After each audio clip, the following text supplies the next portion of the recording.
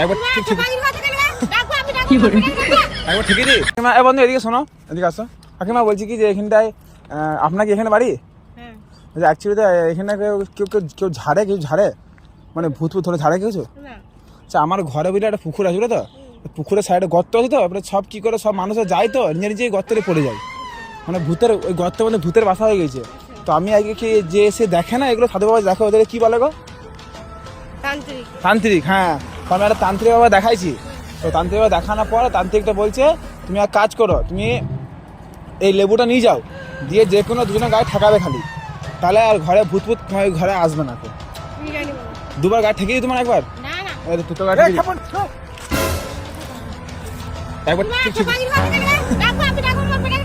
একবার ঠেকে দি,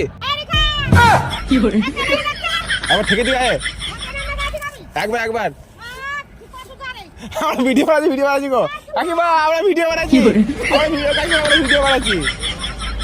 আমরা ফানি ভিডিও বানাচ্ছি, কেউ নাই কাকিমা, আমরা মিছু করে ফানি ভিডিও বানাচ্ছিলাম গো।